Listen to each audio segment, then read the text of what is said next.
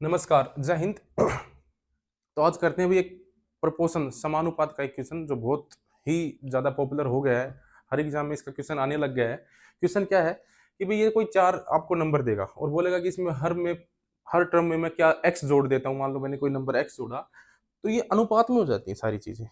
अनुपात में, प्रोपोर्शन में, मतलब प्रोपोर्शन में हो जाती हैं। और प्रोपोर्शन का मतलब होता है समान अनुपात। और समान अनुपात का मतलब क्या होता है कि 2 अनुपात अगर बराबर हो जाएँ। मतलब मेरे कहने का मतलब ये है कि भई अगर आप इसमें भी x जोड़ दो, इसमें भी x जोड़ दो, इसमें भी x जोड़ दो, इसमें भी x जोड़ दो और जब इनका अनुपात लो, पहले 2 का अनुपात इस 2 के अनुपात के बराबर हो जाता है। बहुत ही पॉपुलर क्वेश्चन है। आपने देखा होगा लोग इसको क्रॉस मल्टीप्लाई से यूज करते हैं। क्रॉस मल्टीप्लाई करेंगे, पहले इन 2 का अंतर, फिर इन 2 का अंतर, फिर उनको क्रॉस मल्टीप्लाई करो, फिर कैलकुलेशन बढ़ाओ और फिर चुपचाप बैठ जाओ। यही है। ऐसा नहीं करेंगे। कैसा करेंगे देखें। तो सबसे पहले मैं आपको इसकी पीछे फंक्शन बताता हूँ और फंक्शन बताने के बाद आपको एक ऐसा तरीका बता दूंगा मैं कि ये 4 या 5 सेकंड का क्वेश्चन है। आप ट्राई कर लेना, कोई भी क्वेश्चन उठा के देख लेना। तो वो फंक्शन क्या है वो देखो।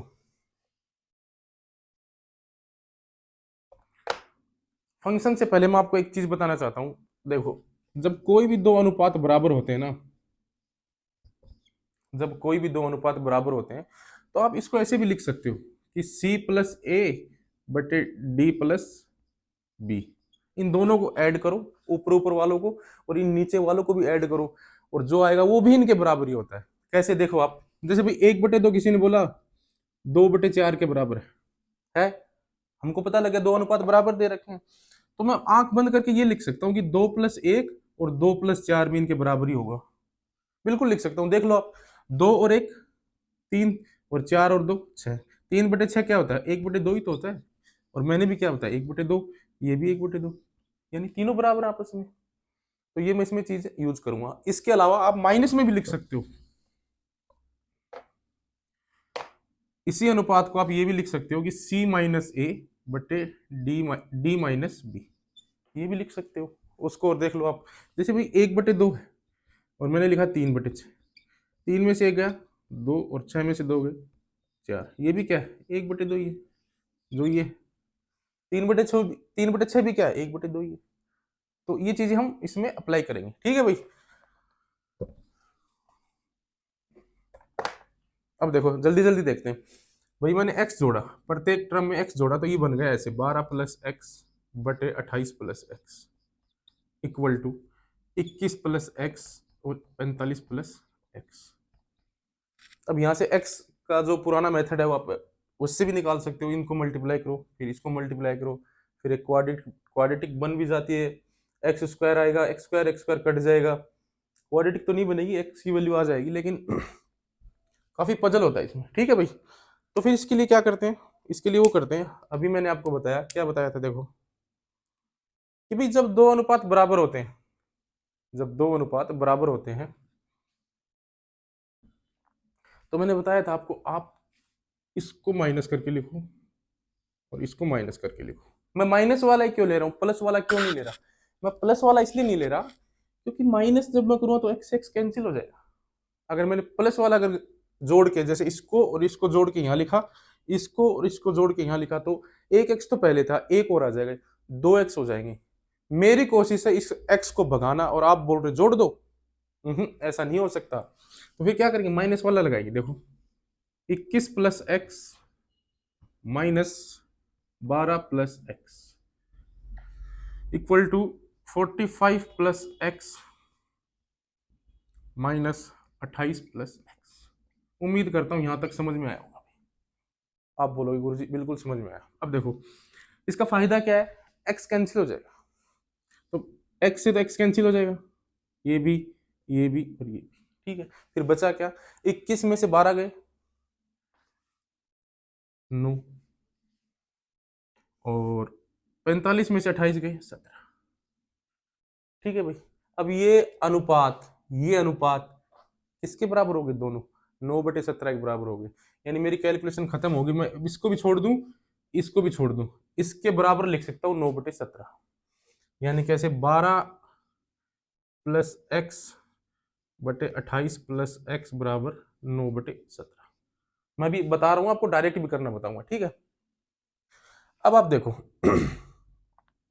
एक चीज और देखो, 12+x/28+x बराबर 9/17। अब फिर बोला क्रॉस मल्टीप्लाई करो, नहीं अभी भी क्रॉस मल्टीप्लाई नहीं करेंगे। अब एक चीज और बताता हूं मैं, जैसे भी किसी ने बोला मेरे को a/b 4/5, किसी ने बोला मेरे को a/b और 4/5, या फिर उल्टा बोलो 5/4, किसी ने ये बोला मेरे को, तो क्या आप 100% श्योरिटी के साथ कह सकते हैं कि a 5 के बराबर होगा और b 4 के बराबर? नहीं कह सकते। क्यों नहीं कह सकते? क्योंकि यहाँ तो 25/20 भी हो सकता है, ये भी तो 5/4 ही है। 35/28 भी हो सकता है, ये भी 5/4 है। यानी हम कोई श्योरिटी नहीं दे सकते कि a 5 या a 25 या a 35 होगा या b 4 b 20 या b 28 होगा। क्यों नहीं दे सकते? क्योंकि हमको सिर्फ अनुपात दिया हुआ है। जब तक और इसके अलावा कोई दूसरी हमको इन्फॉर्मेशन नहीं दी जाएगी तब तक हम श्योरिटी से नहीं बोल सकते। फिर मेरे को किसी ने बोला भाई ऐसा करो a-b बराबर 1 है, अब तो बता दो। हाँ अब बता सकते हैं। अब देखो अंतर कितना है, 5 और 4 का अंतर क्या है? एक ही है। तो इसका मतलब हम डायरेक्ट बोल सकते हैं यहीं से कि a 5 है और b 4 है। अब आप देखो मैं इसी चीज को ऐसे बता रहा हूं कि अगर मेरे को a 5 लिखना है और b 4 लिखना है, इसका मतलब ये हुआ कि इन दोनों का अंतर इन दो के अंतर के बराबर होना चाहिए। अरे भाई यही तो बताना चाह रहा हूं मैं कि a को अगर आप 5 बोल रहे हो, b को 4 बोल रहे हो, ये तभी पॉसिबल है जब इन दोनों का अंतर a minus B equal to 5-4। 5-4 क्या होता है? एक ही तो होता है जो मैंने बताया। ठीक है भाई, समझ में आया होगा उम्मीद करता हूं। अब देखो फिर, अब मेरी इच्छा है कि 12+x बराबर 9 लिख दूं और 28+x बराबर क्या लिख दूं? 17 लिख दूं। लेकिन मैं लिख नहीं सकता, क्यों? अभी मैंने आपको बताया। फिर मेरे को अंतर चेक करना पड़ेगा भाई। इनका अंतर क्या है? 8, और इसका अंतर क्या है? 16। नहीं लिख सकता। ये 16 अंतर है, ये 8 ही है। इसका मतलब अगर इधर 16 बन जाए तो मैं डायरेक्ट लिख सकता हूँ। 8 अंतर है, 8 को तो 16 बना सकते हैं। क्या करना पड़ेगा? ऊपर नीचे 2 से मल्टीप्लाई कर दो। जैसे आप मल्टीप्लाई करोगे 18/36, कितना अंतर था भाई? एक सेकंड, 8 अंतर था, 2 से मल्टीप्लाई करना पड़ेगा। 2 से 18 और 34। ठीक है भाई, 18 और 34। अब मैं डायरेक्ट बोल सकता हूं कि 12+x होगा 18 के बराबर और 28+x होगा 34 के बराबर। अब मेरे को कैलकुलेट करने की जरूरत नहीं है। अब देखो 12+x अगर 18 है तो x क्या रहा होगा जो यहाँ 18 होगा? 6। 28+x 34 है तो x क्या रहा होगा? x बराबर 6। आ गया? तो मेरा इस क्वेश्चन का आंसर क्या है? सही है। यही तो पूछा था एग्जामिनर ने। 12+x 18 यानी x बराबर 6, और नीचे से भी आप देख सकते हैं 28+x बराबर 34। तो ये फंक्शन इसमें काम करता है, लेकिन हम ये टर्म भी नहीं लिखेंगे। हम क्या लिखेंगे? हमारे पास पहले इधर क्या था? अब देखो भाई, ये तो था मेरा डिटेल्ड सॉल्यूशन। अब आप एग्जाम में कैसे करना वो देखो। अब मेरा ये बन गया यहां से देखो मैंने लास्ट में क्या किया है, अगर आप लास्ट में देखोगे तो मैंने ये किया है 12/28 था और इधर क्या था? 9/17, ऐसे था मेरा। यही तो था लास्ट में, मैं यही तो पूछा। तो भाई 12/28 तो यहां से भी तो आ रहा है, 12/28 मैंने लिख लिया। 9/17 कहां से आया? जब मैंने यहां से डिफरेंस लिया था। तो आप डिफरेंस यहां से ले लो ना डायरेक्ट। कितने का डिफरेंस है? 9 का, तो मैंने 9 लिख दिया। यहाँ पे क्या डिफरेंस है? 45, यानी 28 17 का, तो मैंने 17 लिख दिया। अब फिर मैंने यहाँ क्या किया था? अंतर तो बराबर किया था, तो आप अंतर यहाँ बराबर कर लो, इस x को भी छोड़ दो। फिर मैं जब ऐसे लिख लूंगा इनको तो मैं पूछूंगा भाई आप इसका अंतर बताओ 8, आप इसका अंतर बताओ 16। बोलो ना गुरुजी बात जमी नहीं, इधर भी 16 कर लो। तो जब मैं 16 करूंगा तो 8 को 2 से मल्टीप्लाई करूंगा तो अंतर तो 16 हो जाएगा, लेकिन इनको डबल भी तो करना पड़ेगा तभी 16 होगा। तो ये डबल होती क्या हो जाएगा? 16, 9/17 है ना, तो 18/34। तो अब डायरेक्ट देखो ना, 28+6 और 12+6 आ गया आंसर। ठीक है, लेकिन आपको इस मेथड में आपको एक स्पेशल बात बताता हूँ, वो आपको ध्यान रखनी है। कैसे? कई बार क्या होता है, जैसे मैंने अंतर लिख दिया इधर 16, इधर अंतर आ गया 8, 8 को क्या 16 बना लेते हैं, ठीक है। अब ऐसे मत कर देना कि इस अंतर को लेके यहाँ, जैसे यहाँ अंतर कितना है 16 है, यहाँ मैंने 16 बना लिया। ऐसे मत कर देना यहाँ अंतर 8 है, यहाँ भी 8 बना लेता हूं। इस अंतर को आपको छेड़ना नहीं है भाई। आपका काम सिर्फ इतना है, इसका अंतर निकाल के रख दो पहले, दो टर्म का इसका अंतर आपने निकाल दिया, फिर जो हमारा दूसरा जो अनुपात आता है उसका अंतर ही इसके बराबर करना है। मतलब इसका अंतर इसके बराबर रखना है। ऐसे मत कर देना इसका अंतर इसके बराबर कर दो। मैंने क्या कहा, 8 को 16 बना सकते हो आप, 16 को 8 बनाने की कोशिश मत करना, आंसर गलत हो जाएगा। आप देख सकते हो इधर अंतर देखो, मैंने यही तो किया था, क्योंकि इसके साथ क्या x जुड़ा रहता है, x, इसलिए हम इस अंतर को ये जो दूसरा अनुपात मिलता है उसके बराबर बनाते हैं। ठीक है भाई, उम्मीद करता हूं समझ में आया होगा। आप बताओ अरविंद, समझ में आया? अरविंद नहीं आया, आ गया, ठीक है। अब देखो एग्जामिनर क्या करता है फिर, दूसरा क्वेश्चन भी मैं आपको बताऊंगा, वो वाला क्वेश्चन जो आपका अंतर बराबर होने में थोड़ी दिक्कत करेगा, तो घबराना नहीं है उसमें। अब देखो ये क्वेश्चन कैसे करना है, एग्जाम में आए तब कैसे करना है। एग्जाम में क्वेश्चन आए कि भाई एक्स ऐड करना है, आपने क्या करना है, एक्स ऐड करना है, तो कुछ नहीं करना, आपने ये लिखना है 12/28, फिर ये लिखना है, ये लिखोगे आप 9, फिर इसका अंतर लिखना है 17, बस छोड़ दो इसको, आ गया आंसर, आप आ गया, आ गया।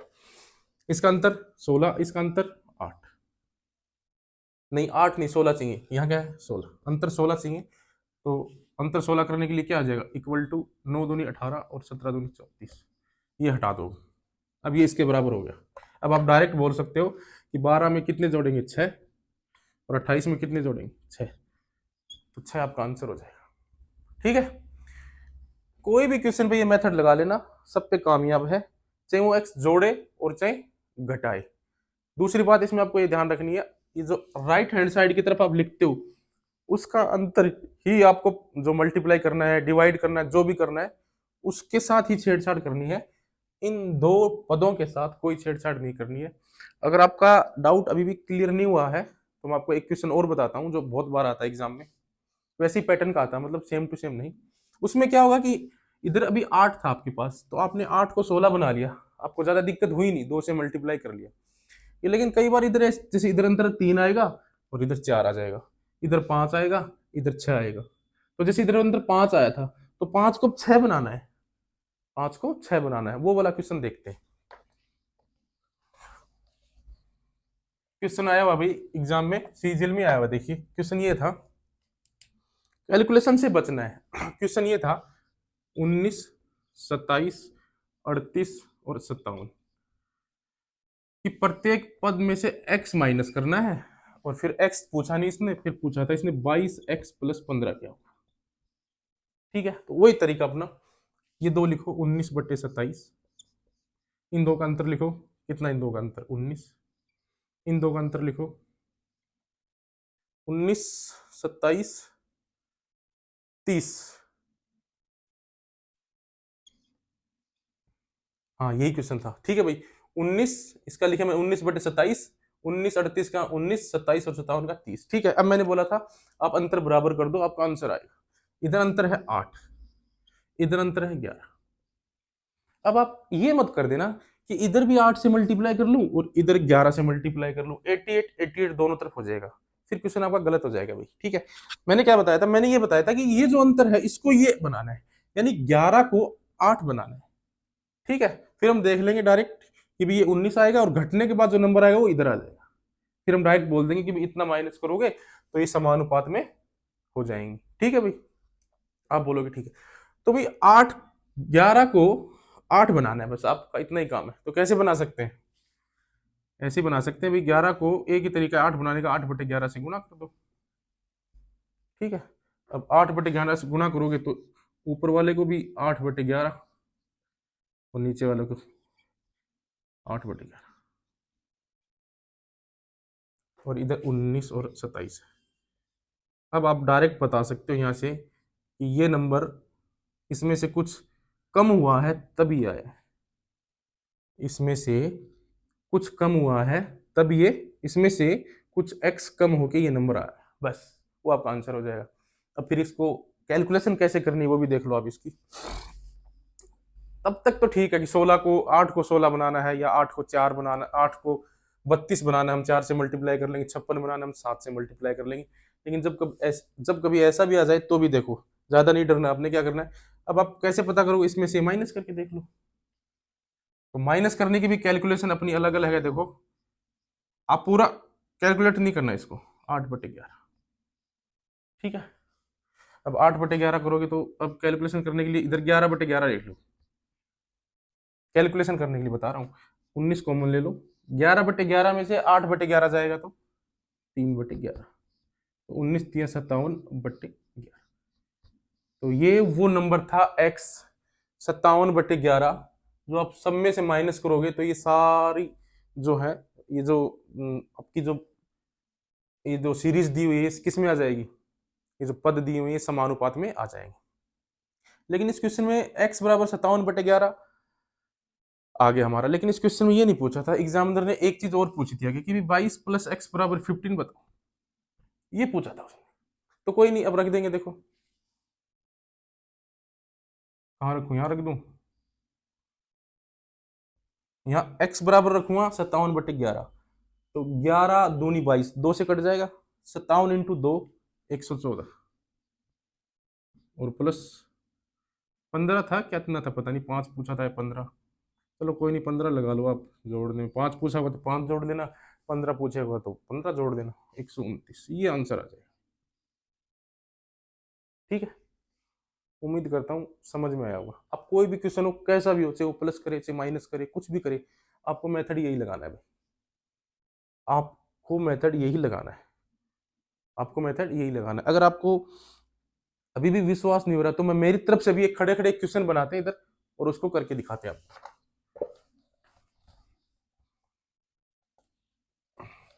समानुपात तो कोई भी बना सकता है भाई, जैसे मैं बनाता हूँ, जैसे मैंने लिखा भाई 9 27 और 5 15, ठीक है, समानुपात में है, इसमें से कोई एक नंबर कम कर लो आप, जैसे मैंने 5 कम कर दिया, मैंने 5 कम कर दिया, तो जैसे ही 5 कम करोगे तो 4, इधर 5 कम करोगे तो 22, 5 तो कम करेंगे तो 0 बन जाएगा, 5 नहीं, कुछ और नंबर बताओ आप, 2 कम करके लिख दो भाई, तो ये हो जाएगा 7, ये हो जाएगा 25, ये हो जाएगा 3, और ये हो जाएगा 13। अब क्वेश्चन क्या बन गया, एग्जामिनर ये देगा 7, 25, 3, 13 में क्या जोड़े कि जो प्राप्त संख्या है वो समानुपात में हो। तो मैं इस क्वेश्चन को सोल्व करके भी बताता हूँ, फिर ये 2 कैसे आएगा अभी देखते हैं, ठीक है भाई। 7, 25, 3, 13,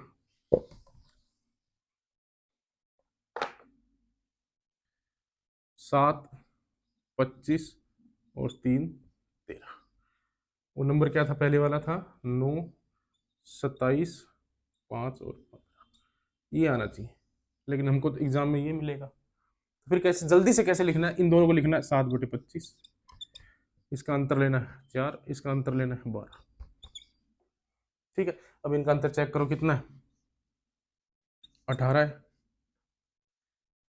25 और 7 का अंतर कितना है, 18 है, और 12 और 4 का अंतर क्या है, 8। अब 8 को क्या बनाना है, 18 बनाना है, 8 को क्या बनाना है, 18 बनाना है, 8 को क्या बनाना है, 18 बनाना है, तो कैसे बनाओगे, बस कुछ नहीं करना, 8 कट जाए और 18/8 आ जाए, 18/8 से मल्टीप्लाई करने का क्या मतलब हुआ, 2 9, और 9/4 से मल्टीप्लाई कर दो आप, ये तो मतलब हुआ।